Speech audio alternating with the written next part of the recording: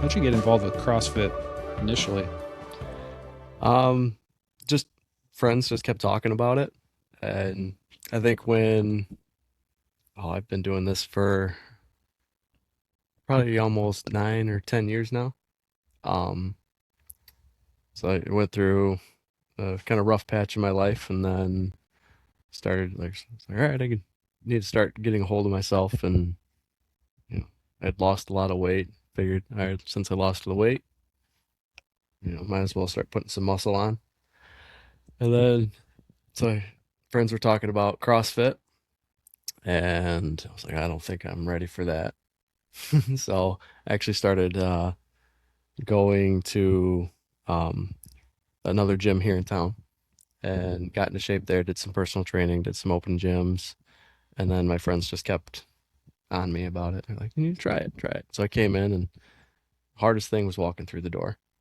So then I just immediately fell in love with it. Just everybody working out together.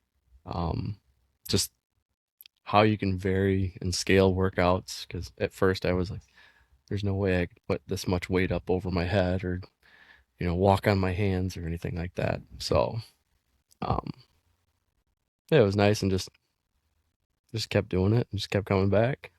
So I loved it. When did you decide you wanted to go become a CrossFit coach? Because you're level 2, right? Yep, Yeah. level two. So Matt and Alicia had approached me about getting my level one. They were going on vacation, and they wanted to keep the gym open, and um so they asked me if I would be interested in coaching. So I tried it out. I've coached uh, youth sports, all through my kids' lives. So it wasn't anything new to me, and I was really interested in doing it. And then after I did that for, I think the week that they were gone, Matt talked to me about getting my level one. So went and got my level one, and a little while later got my level two. And then while I had my level two, we were um, doing sporadic kids classes, and so I just helped out with that because I've always loved coaching kids. So coached baseball, soccer, um, and so talked to Matt about it, and went and got my certification for CrossFit Kids, and we've started the program. So What's unique about CrossFit Kids? Because you've coached sports, mhm. and being a sport coach, you've likely done sprinting and push-ups and all that other stuff. Mhm. So I mean, I'm sure there's a lot of similarities, but what was unique that drew you to wanting to go do that? Probably just the same aspect of the sports. It's just the community of it and the collaboration. You have all these kids, um, like in baseball and soccer, you have kids that are coming together for one common goal. Um, what's different about CrossFit Kids is you have kids that don't necessarily know each other, different ages, and at first they're a little timid. They're around strangers. They're strange peers, and then by pretty much the end of the first class, all of them are together and having fun and laughing, and um, it's just wonderful to see. Yeah. So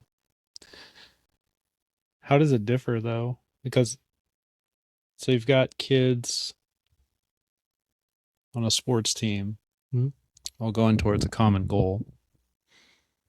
I would imagine most kids aren't asking their parents to come to CrossFit Kids, right? So it's Correct. not like, if someone says, mom says, you want to play baseball this season? They go, yeah, I want to play Mhm. baseball. The kids show up and it's a adult gym. Yeah, They don't know anybody. right. And then you've got to introduce them to strength and conditioning. Hmm. So it's already like, Oh yeah, it's a complete foreign concept to them, because it, a kid's not thinking about fitness. They're not thinking about nutrition or anything like that. Uh, I think, well, the majority of the kids that are here, their parents come to the gym, or their parents have a background in health and fitness, Um, so it's the parents more encouraging them to do this. Some of the kids are like, they see mom and dad do it, they want to do it too. Um,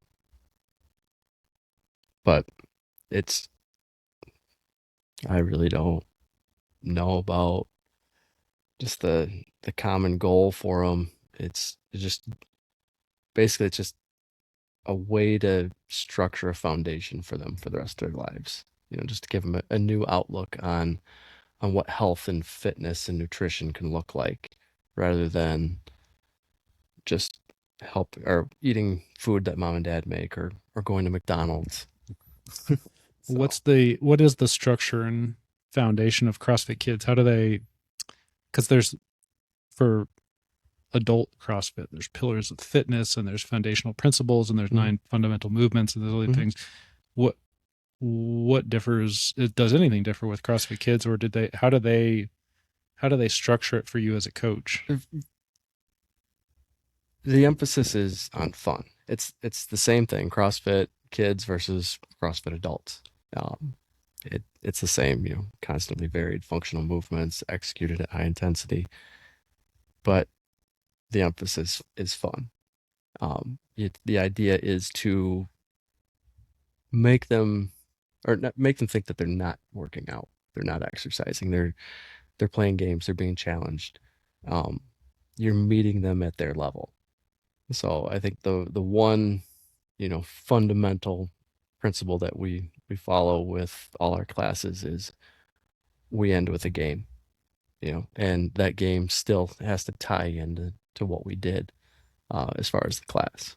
Yeah. So, What do you think it is that the parents value the most? Since the kids obviously aren't asking, well, some probably are if they've done it before, but mhm, if a parent says, I think, because I've seen parents there that are not CrossFit members. right. So there's people from outside of the community whose parents do not Hmm. invest in CrossFit themselves, but they bring their kids in.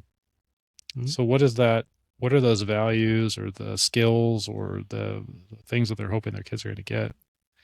Just, I guess, a healthier lifestyle or a healthier outlook Yeah. on health and fitness, um, or just a way to get the kids out of the house or out of their bedrooms. I think too many kids nowadays, just their entertainment is a little screen right in front of their face, or a controller in their hand while they're playing video Yeah. games.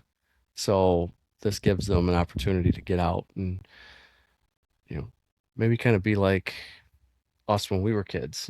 We didn't have the amount of technology that these kids nowadays have, and we were outside, nice day. You knew where all the kids were playing based on the number of bikes in someone's yard. And now I think this is a way for parents to get kids involved, get them active, uh, meet new friends, um, just have a good outlook on, Hmm. you know, what health and fitness and exercise can be. So CrossFit Kids fills a void Hmm. then to a Yeah, certain extent. to an extent, yeah. Yeah. I mean, it's another activity. You have kids who are just all they look at sports, and that's what they want to do. I want to play baseball, or I want to play soccer. Uh, CrossFit Kids is a way to, it's essentially another sport for them, but it's also a way to supplement and help them progress in their current sport that they play, or introduce them into a new sport. So a lot of the things that I try to do, um, with programming for this for the CrossFit Kids, is to give them that foundation that they can build off of to help them succeed in sports. So whether it's being a little quicker or a little more agile, so they can, change directions on the soccer field, or if they could throw a little harder or hit a ball a little harder in baseball. Um, or, hopefully down the road, you can have some kids play football, and they go into high school, and the coach is like, all right, it's time to start lifting. They have a background in this.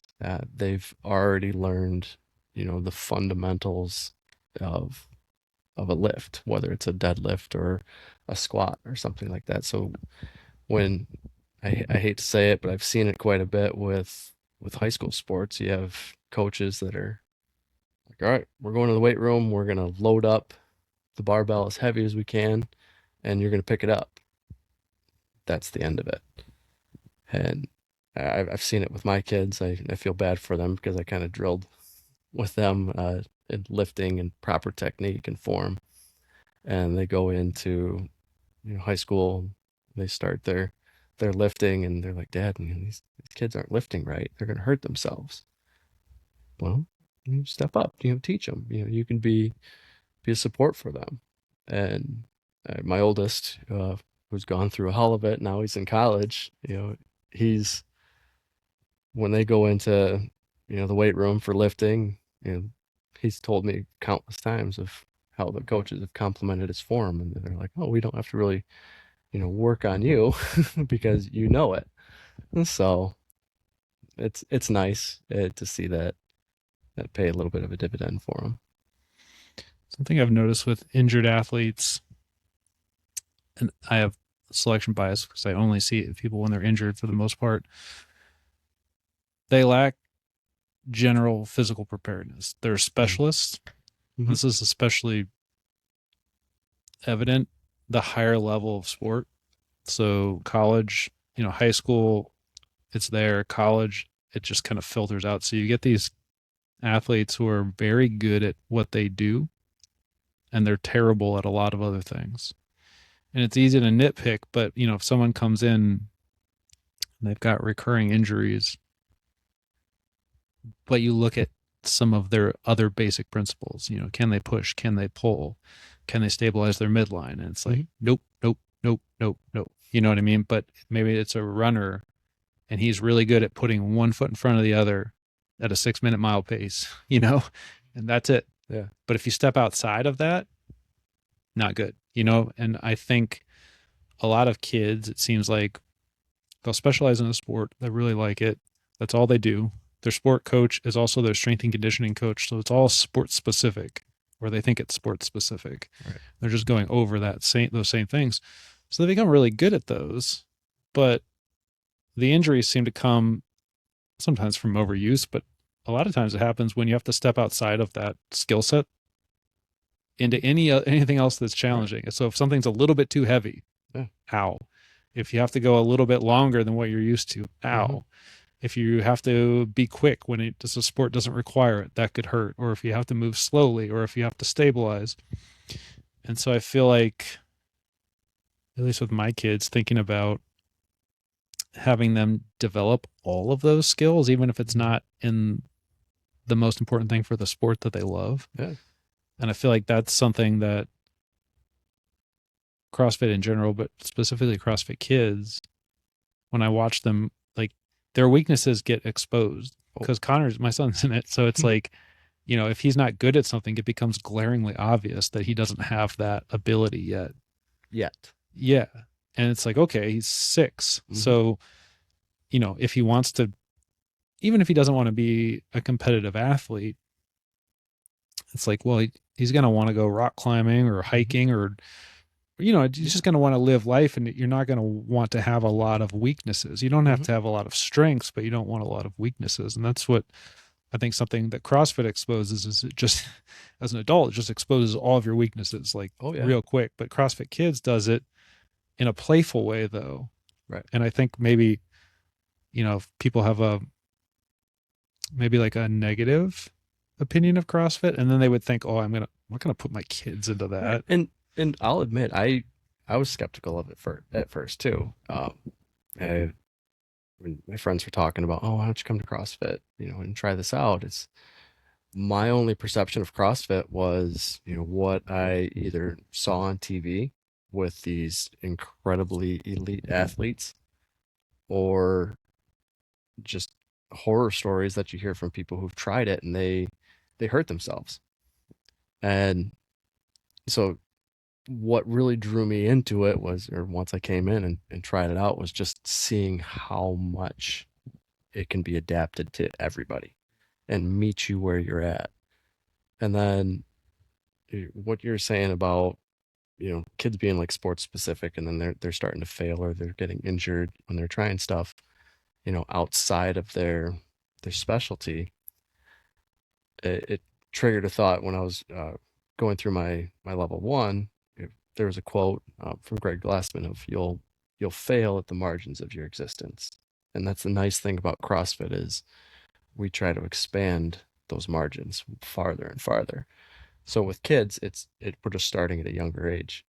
And so they're, can we squat with our heels down? Maybe not right now. So let's work on it and start working on that range of motion, that flexibility. And then that creates a foundation where, okay, now we've done it with just body weight.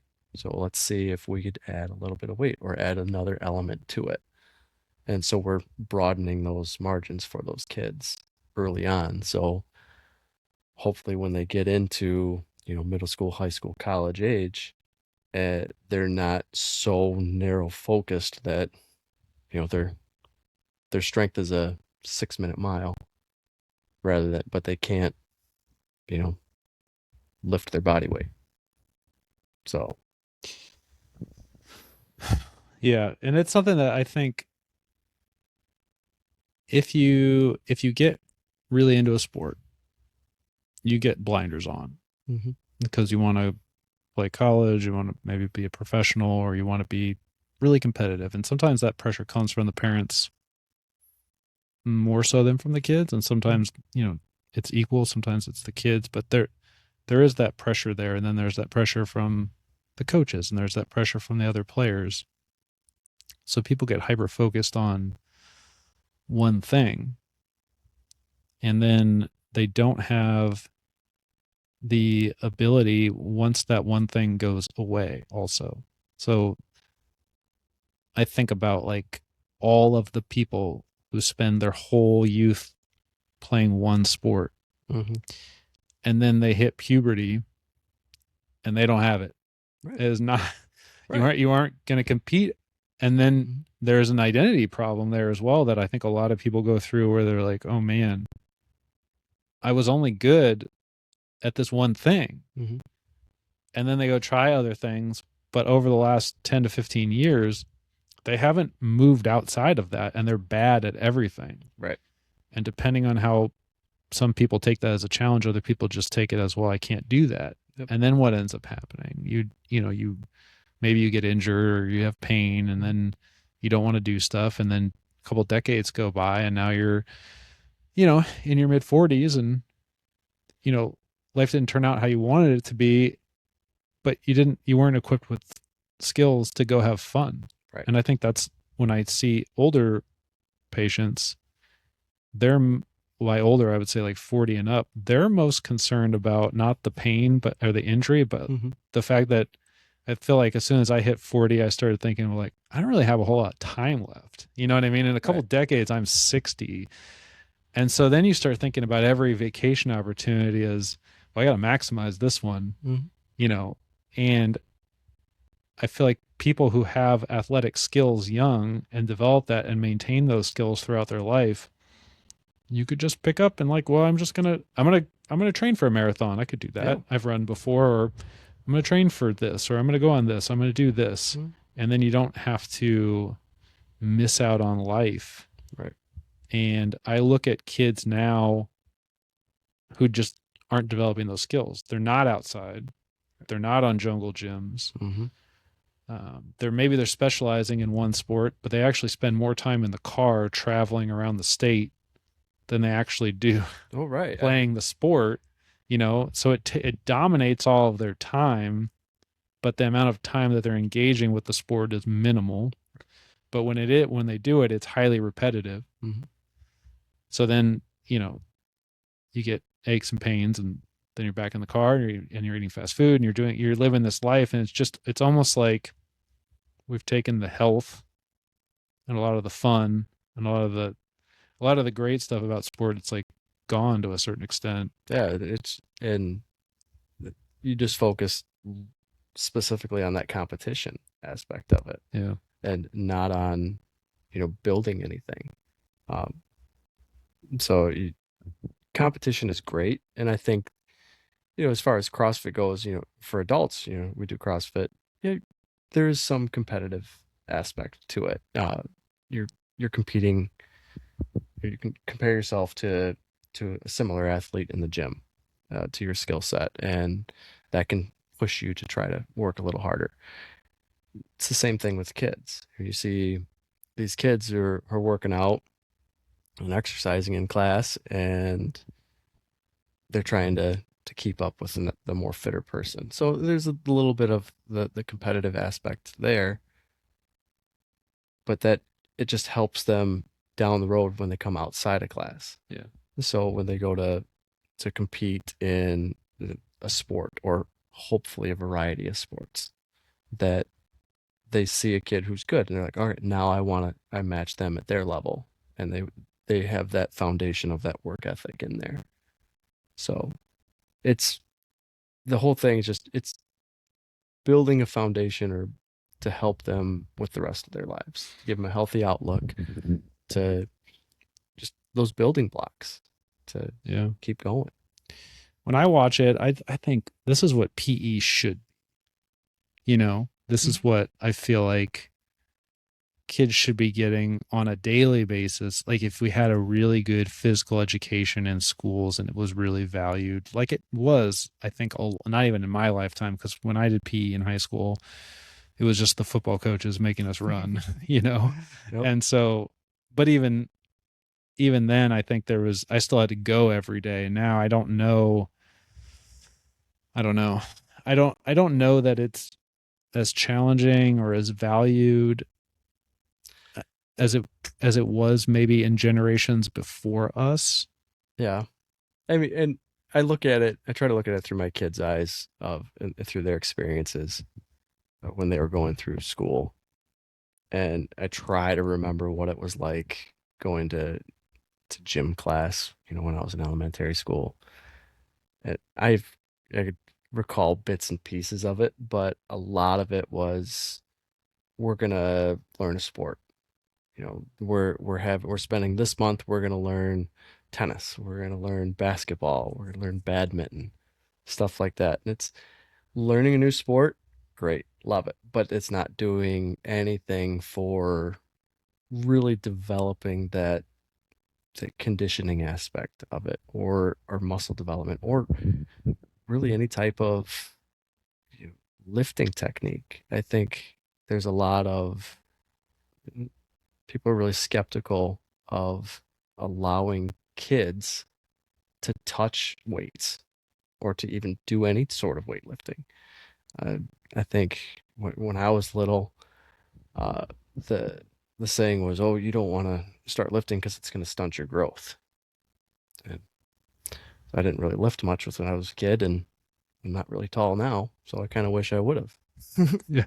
So I don't think it really did anything to stunt my growth, but I've picked it up, and I started, my kids when they were younger started lifting a little bit more. Uh, Probably not as early as I really wish I would have, because I didn't discover, CrossFit and really getting into health and fitness and all the benefits of weightlifting until I was, my mid 30s.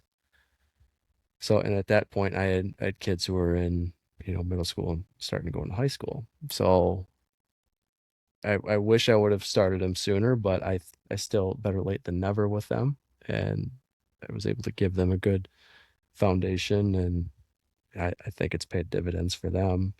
Every single one of them exercises regularly. I love it. But, with these kids now, in gym class, I wouldn't say, we're going to have kindergarteners, bench pressing dumbbells or anything like that, but giving them the the foundation, teaching them the techniques of it, and doing it in a fun way, so they don't really realize, hey, I'm deadlifting right now, or I'm doing pull-ups or anything like that. So I remember doing, physical fitness tests in elementary school, where, oh, how many pull-ups can you do? And I remember one kid, he did 10 pull-ups, and I thought that was the coolest thing in the world. And I only got two. So, but I remember that kid, and I remember his family was very athletic. I think his dad played professional baseball. So he had this background. He had some genetics there too, but he had that background that was instilled in him from a very young age. So it's like a gift then, that I, as a parent, putting your kids into these things and giving them these opportunities and letting them develop some of these skills and letting them experience some of their weaknesses. Oh yeah. You want those. I would want Connor to have a very good idea of where he's weak young. You know what I mean? Because it's Yeah. things that he could work on. Um, it's not fun to figure out you're weak when you're in middle school or high school and it's already awkward. Yeah. You know, Oh yeah. it's not fun to be unathletic. No. It's not fun to be, but it is fun to have skills. It's not like you have to be an Olympian, but I feel like beyond just the fun and games of it, the accomplishment, getting better at things and coming in week after week, and now it's not as hard, and now you're jumping higher, and you're running faster, and you're getting stronger, and you're better at the movements. And then Connor, I know, he like puffs his chest up when you're like, hey, can you demo the movement? Mm-hmm. Yeah, I could do that. You know what I mean? Like they're so proud when they get picked because you have a good squat. It's like, I do have a good squat. Or I'm going to show them how to do the burpees the right way. They get so excited about doing things the right way and being good at things, especially when they weren't good at them and they were scared, and now they're not scared and now they feel like they're good at it. Yeah. I don't know, the amount of confidence that they gain coming into an adult gym and then within a couple sessions basically owning the gym or feeling like they walk in like this is my like they spot. belong. Yeah. Yeah. It's not intimidating to them anymore. And like I said, that confidence, that just the improvement in their self-image and their mental health, that's the other aspect of it, not just for kids, but for adults too, of when you're able to do things that you weren't able to do before, that sense of accomplishment and pride that you get with yourself is, I think it means so much more than just being able to, or showing up and doing, outperforming somebody else. For example, if I'm able to, I was talking about it at class this morning, of some adult class or people in class were having troubles just hanging from the bar today. And I said, I was in the same spot. When I came into CrossFit and really tried to come back to an athletic life, uh, hanging from the bar, it was the most defeating thing, because being athletic as a kid and then spending 15, 20 years not doing anything, and then coming back into the gym and not being able to do what I used to be able to do, it it was a punch in the gut. And just sticking with it and being able to do things now, and I'm able to do things now in my adult life that I was never able to do as a kid. you know like a muscle up, for example. We're not going to have kids do in kids class, 6-year-olds trying to do muscle ups or anything like that, but I'm 42 now and I can do those. Yeah. And if my 10-year-old self could see that, I would think my 10-year-old self would think I'm pretty cool. Like, that's a really cool thing that I'm able to do. So giving those kids that confidence to, to by improving and coming in and just getting better at a movement or getting more comfortable with a movement, is that just it just continues to build those building blocks, those steps for the rest of their lives. Something that I noticed when I got to college, I played soccer and I came out of that generation on the same age as Landon Donovan. So that 2002 World Cup was the first time when like my age group of players kind of came on the scene. Mm-hmm. And I feel like for our age group, strength and conditioning was not a thing. Like those, no one was hitting the weights. Conditioning was, but it was sprinting. It was just hours and hours of sprinting. And then I got to college and we had a really good strength and conditioning coach who didn't know anything about soccer. He was a football player and had worked for, I think he had come from UCLA football. And he got the soccer team and he was like, I think he just looked at us as weak, not powerful athlete. You know what I mean? Like, so he just was, I don't know what his game plan was other than I'm just going to put some muscle mass on these guys and make them faster, bigger, stronger, and faster. Mm-hmm. And I remember for me kind of rejecting it. This is football stuff. Right. But I had to do it anyway. And I don't know what the dynamic was between our strength conditioning and our sport coaches, but our sport coaches never came in the weight room. It was like not their realm. I never saw them in there. And our strength coaches never came out in the field. And looking back now, they must have had a good relationship where I would imagine the sport coaches were like, make them bigger, stronger, and faster. Great.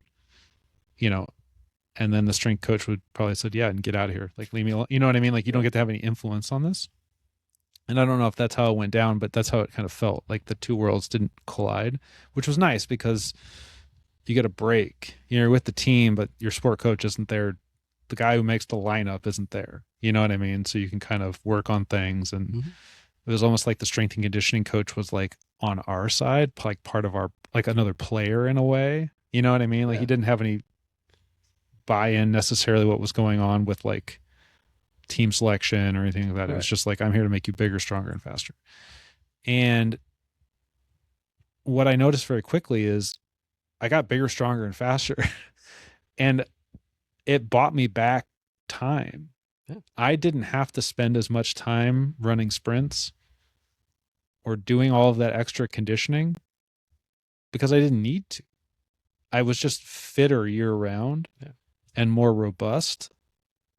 And I was, like, everything got better. And all of that time that bought me back, it was like, well, I could work on more skill work or I could recover more.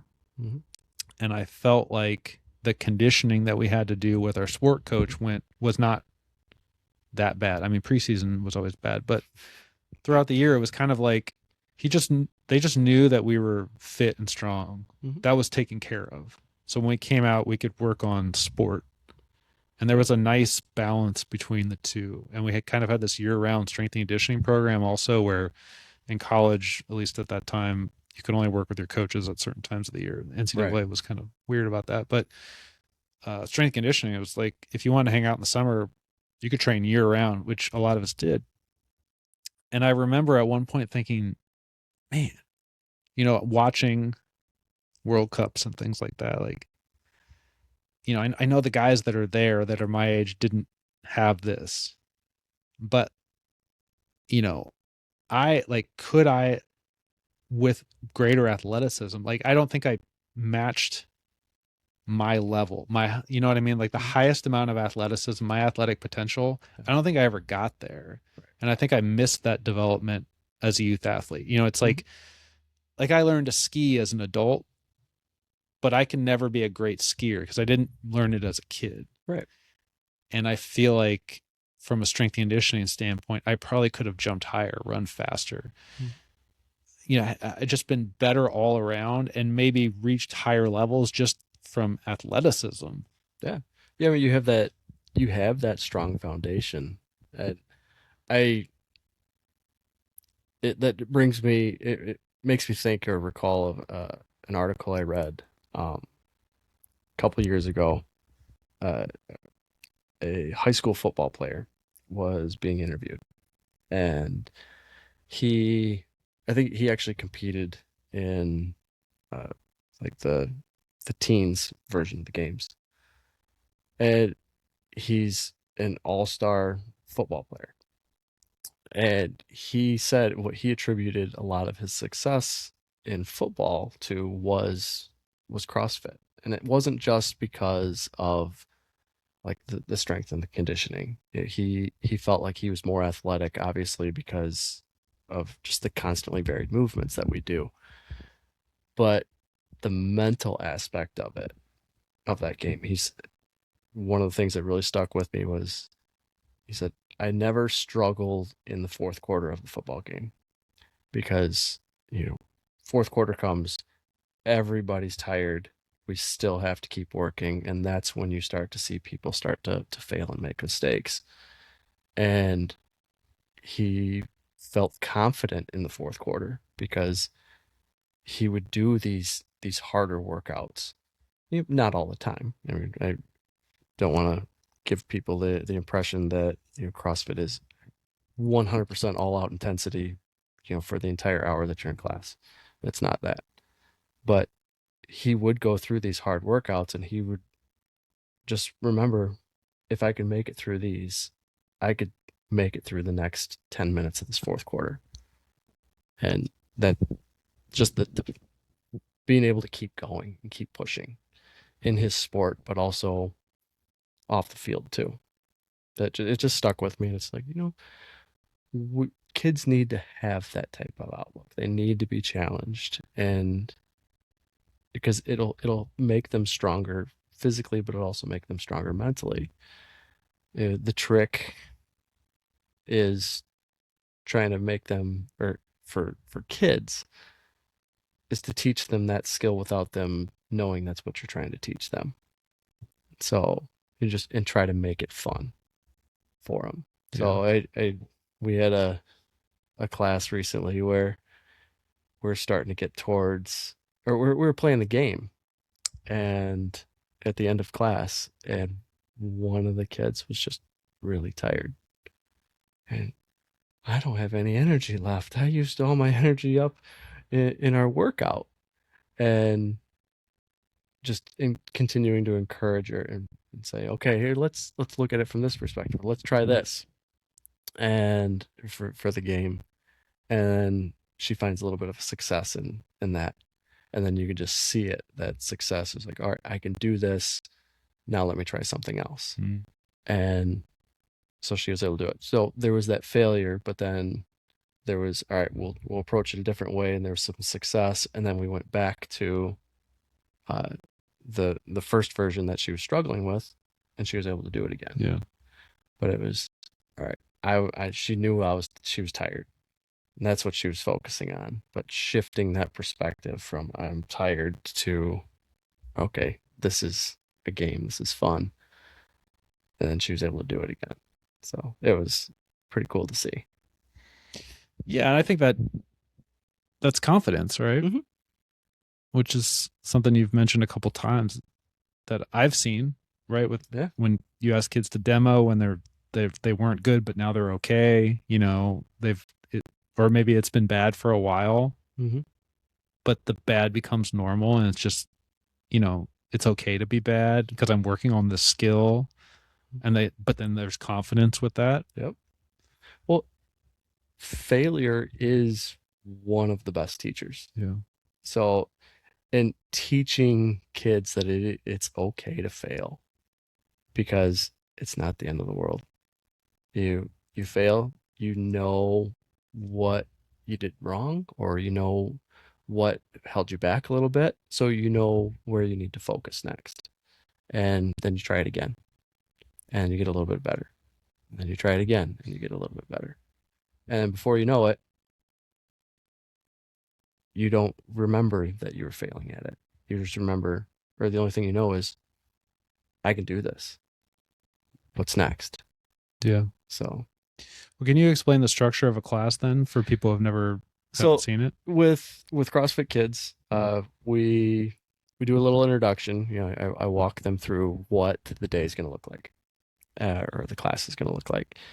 Then we do a warm up, and I always try to make the warm up, fun and tailored to their level. I'm a big fan of different types of animal walks. And so I'm not going to say, okay, we're going to do oh, we're like, what is it? I'm not really good with yoga poses, stuff like that. But I would say, okay, we're going to do bear crawls. Or rather than doing like a lunge stretch, we're going to do lizard walks, stuff like that. Um, different things to kind of get their bodies loose, get their minds right. Um, and then after we warm up, we go into, you usually try to do like a specific skill. So something that we're going to work on today. Uh, we've done stuff like, we're going to work on squats. So what's our proper technique and teaching them the squat.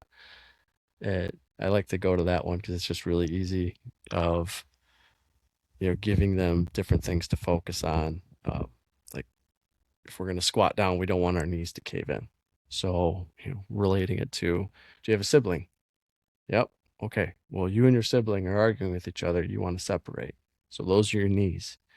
Your knees are you and your sibling, you're separating them or keeping your heels down, stuff like that. So we teach them that skill, and then that skill gets built into the workout. And we try to do a little workout depending on the ages of the kids. It can either be a timed or an untimed workout. We'll do different movements throughout the workout. And then once the workout's done, every class, no matter what the age, we end it with a game. And we try to tie something from in that game to something that we did throughout the workout. Then afterwards, we sit down and I sit down with the kids and we talk about what we did. What was the most fun thing that we did today?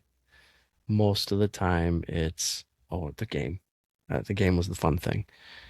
Uh, we did an obstacle course as part of a workout one day or one class, and I think that was the first time I've had kids say, "Well, the obstacle course was more fun than the game."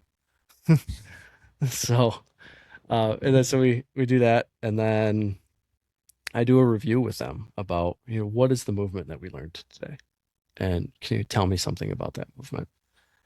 And then and they do, and then I always give them, I think sometimes they're reluctant, but I always give them like a homework assignment. This time around with class, I gave them a bingo card, and it has all these different types of activity challenges on it, so that they can do throughout the week.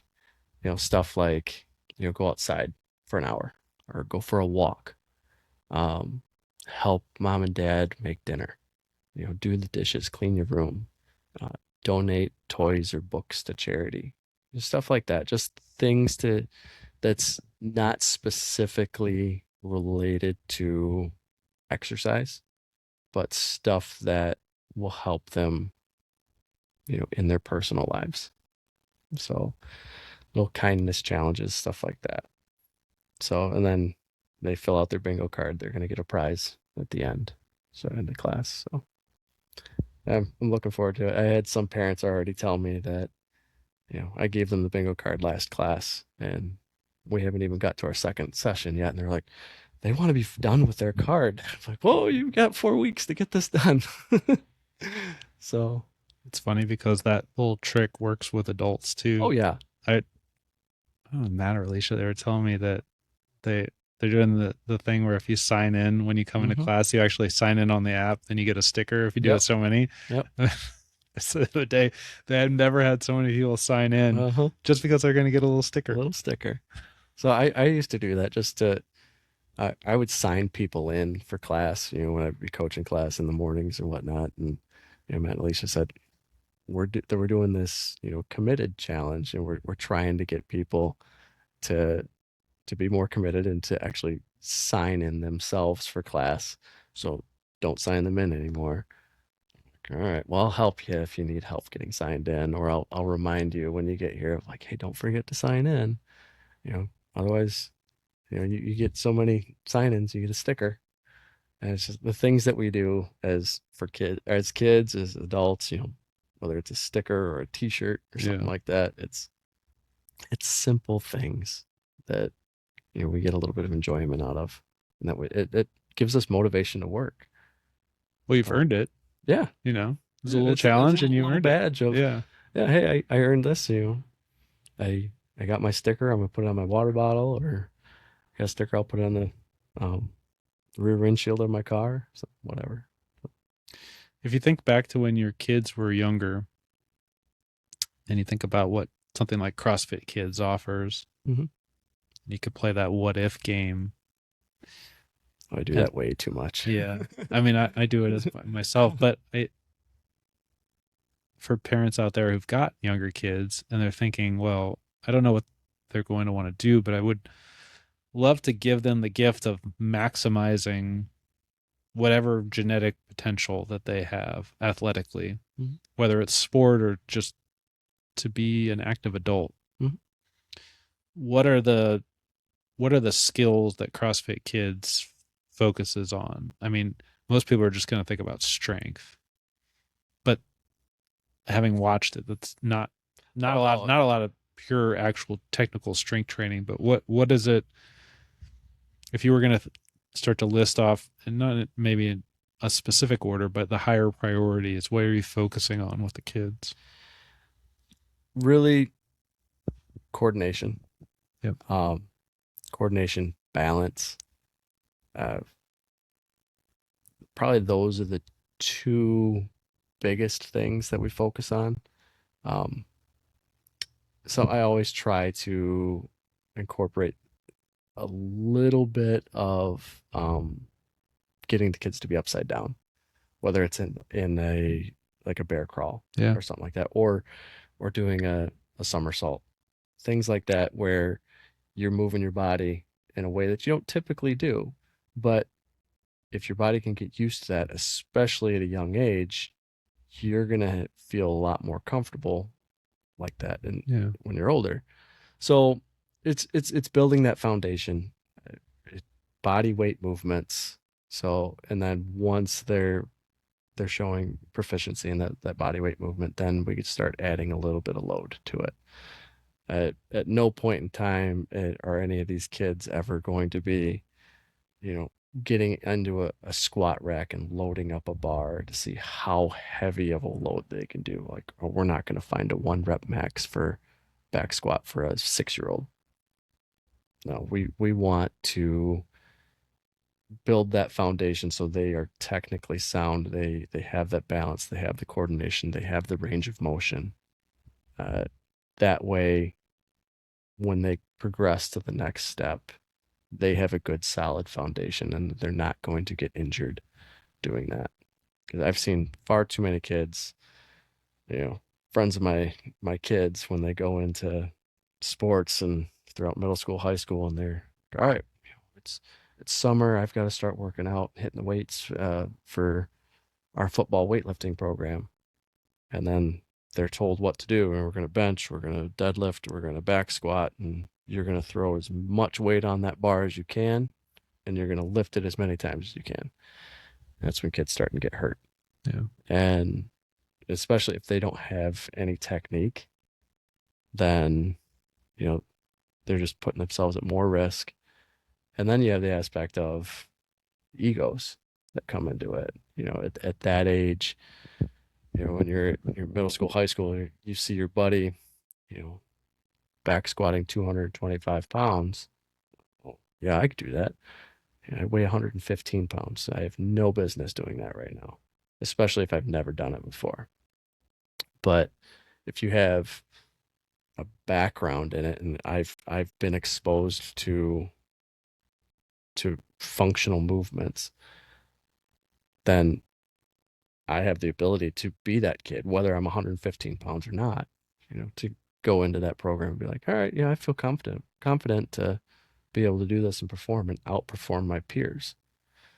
So that what if, yeah, I really wish I would have discovered, you know, this or pushed my or encouraged my kids to do more of like a CrossFit Kids type program when they were young, just so they could. I think, and I know I'm biased. I think my kids are very athletic, um, but I don't think they could have reached their full potential Yeah. um, if they would have had other opportunities, especially at a very young age. Who knows where they could have gone? So, Well, I can't think of a sport where it wouldn't benefit you to have balance, coordination, skill, range of motion, and confidence. yeah. You Oh, know, if that's your foundation, I think you're going to be pretty, oh yeah, you're going to be able to pick up pretty much any sport. yeah. You could step in and and be able to compete anywhere, whether you have a background in that sport or not. And then you have that skill set, and then even going into gym class in school, and all right, we're gonna do this, badminton segment. Everybody's gonna learn how to do bad or play badminton, and you're sitting there just what is it, the shuttlecock, hitting that, and you're just whooping everybody else. And, well, have you been playing this before? No, but I have that coordination, that hand-eye coordination. I have that Mm. agility to move back and forth because I've been doing stuff outside of gym class on my own. Yeah. So, Well, anything else about CrossFit Kids? um, I just highly encourage kids just to try it out. Parents not to be afraid to put their kids into a CrossFit Kids program or Yeah. get their kids involved in any type of fitness activity that's outside of a specific sport or the rec department, for their local city. It Going back to that what if, I really wish I would have been able to get my kids involved in something like that. I really wish I would have been able to get involved in something like that at a young age. Uh, Not just for my health and my athleticism, but for my physical or my mental health with it and just my overall confidence. Yeah, I feel more confident now that you know I since I have been doing CrossFit and in my ability to do anything, whether it's you know being outside working around my house. We had that bad storm a couple weeks ago, and I had a couple of trees fall down, and all right, I wasn't going or dreading going outside and being like, I have to move all this stuff. This is going to be exhausting. Like, all right, I know I can do this.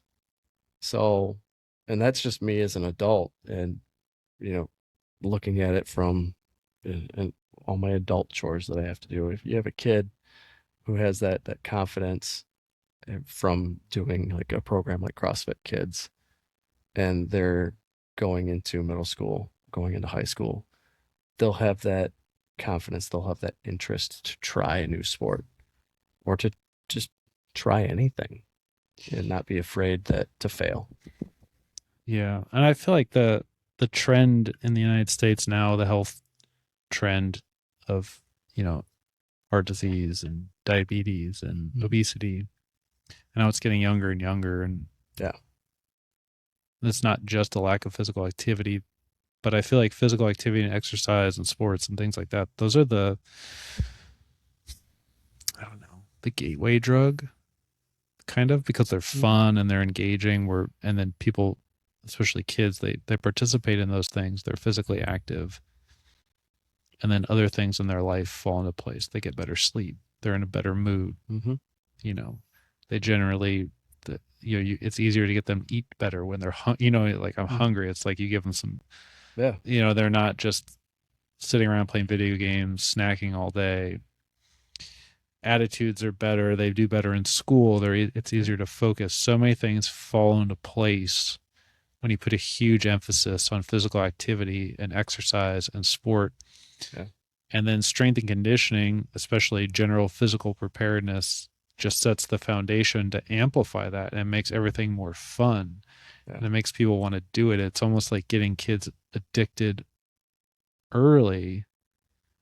And I feel like, unfortunately, within the United States, we have this trend where it's going in the other direction. Yeah. And then I think about, at least being here at CrossFit Tomorrow, there's not another CrossFit for like an hour in pretty much every direction. And the fact that there's CrossFit Kids here, it's almost like the best kept secret.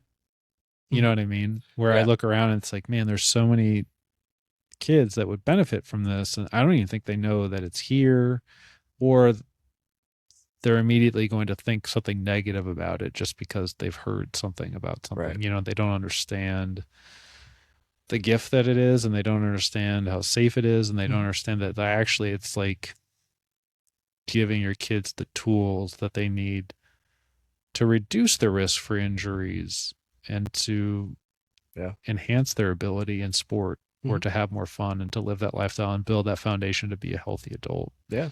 But the list of things you can't do just gets longer and longer as you get older and you stop Mhm. doing stuff. And I feel Right. like there's so many people who come in for legends, Mhm.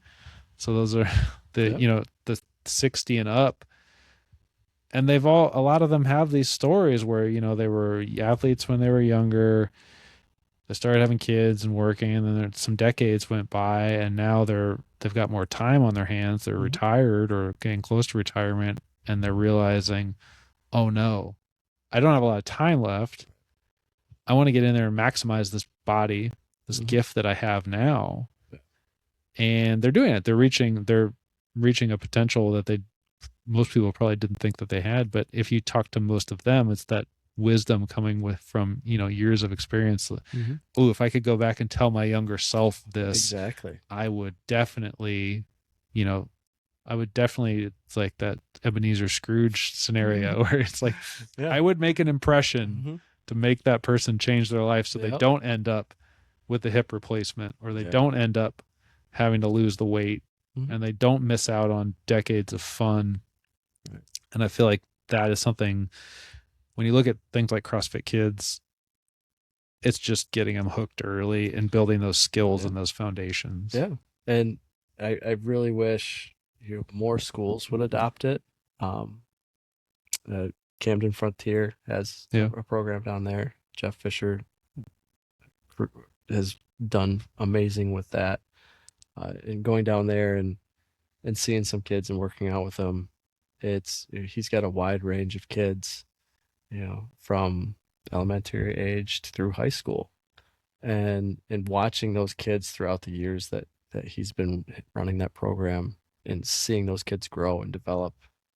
It's I don't understand why more schools don't put that into place, or have something as an option for it. I mean, you have a lot of schools that, you have your general, PE class, and then as you get into, middle school, high school, those they'll offer classes. You'll have your gym class or you'll have your weightlifting class. If you could have like a CrossFit as a class, like Camden has implemented that as well. It's just one more tool for your toolbox that will help athletes become bigger, stronger, faster, more Yeah. confident, and even just overall healthier too, in and out of the classroom and on and off the field. It's hard to implement it if you don't have the confidence as an adult. You know what I mean? Right. That's the thing. It's you could have a school say, yeah, we want to implement this, but they're looking around like who's going to do it. Right. None of us are. We would all be terrified to go to a CrossFit Right. class, let alone get good enough to teach it and then be able to be an example for the kids. Right. So I think the barrier to entry for a lot of organizations is pretty high because you've got to find people who are capable and willing Mm-hmm. and confident and skilled Right. and passionate, and those people are just they're hard to It's very, find. very hard to come by. Yeah. But I mean, there's always there's options in getting kids involved in it. Yeah. So I know there's teams that come in and work out here, Yeah. You got the and volleyball you team got coming the in volleyball now. team that comes in and they work out, and I would love to hear how they're progressing and how their season's going, or because it's been a couple of years now that they've done it. Mm-hmm. Um, I'm willing to bet that those girls are doing better inside the classroom too, because they're learning other things besides physical fitness. They're getting that mental um, challenge. They're improving their self confidence. They're learning more about recovery and how important sleep and nutrition is. So, and it's just gonna, the more they continue with it, or the longer they continue with it, the more they'll benefit and be healthier and successful. So, Have you read the book Spark? You've heard of that book? It's it's old now. Old. Like it was published in 2013, but the the research, a lot of it came out of like the 90s, but it was written by a shrink who uses physical fitness in addition to medication. And so he's got a lot of anecdotes about being a clinician working with people who have anxiety and depression and are just really struggling in life. So those are like some serious topics.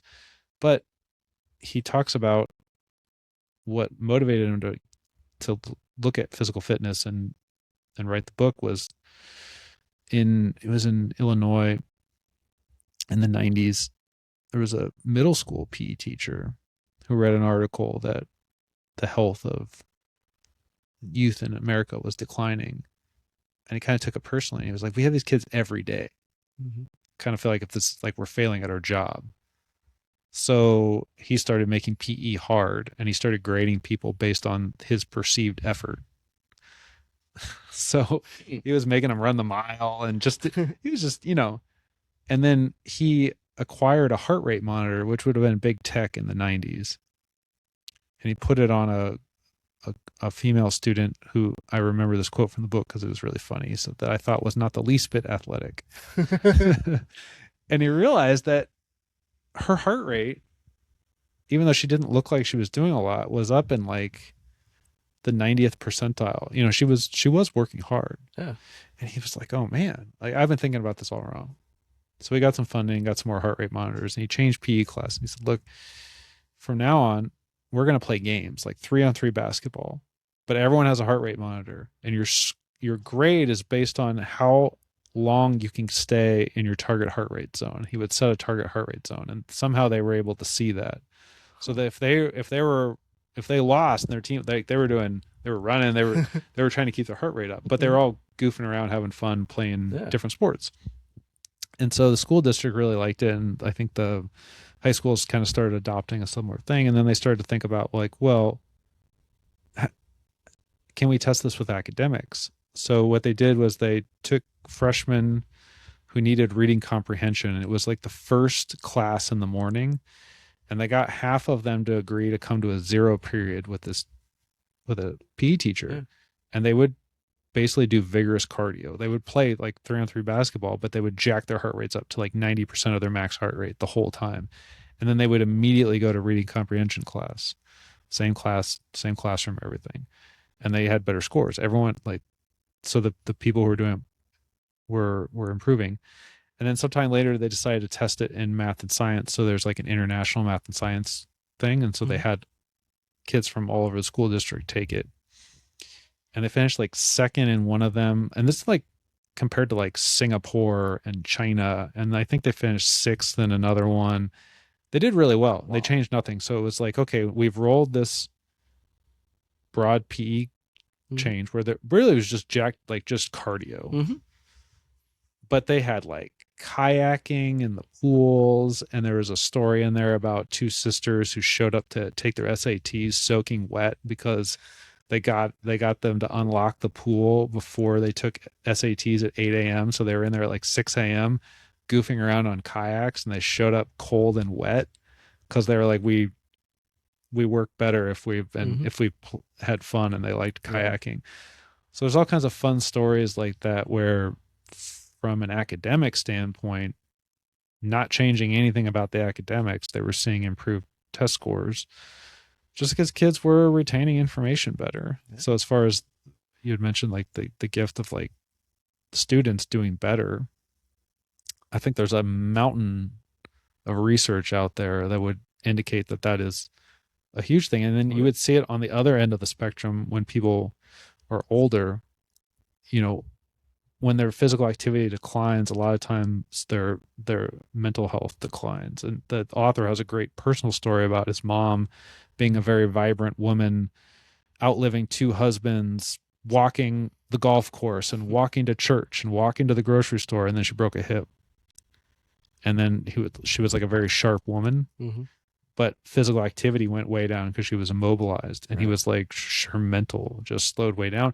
And she ended up dying of Alzheimer's or dementia or something like that. Not too many years later, but it was like it was like a very clear like downslope of her mental capability. as an older, and I think she maybe was in her 80s,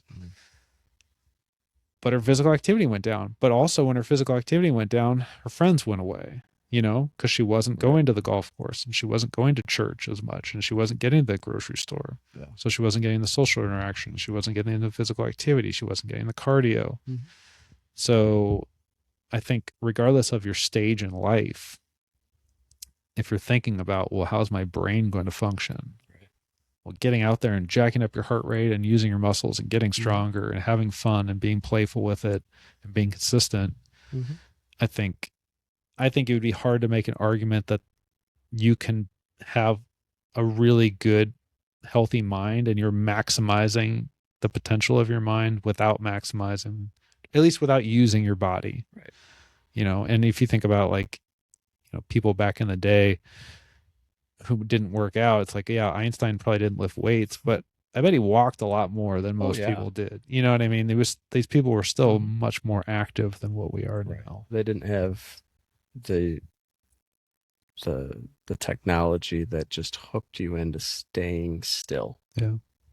And my grandma walked everywhere, and I can't remember how old she was, in her 90s, but walked everywhere. After my grandpa passed away, grandma didn't have a driver's license. She'd walk to the grocery store. She'd carry her grocery bag back, and just that exercise, that it kept her mind going too. It's freedom too. Yeah.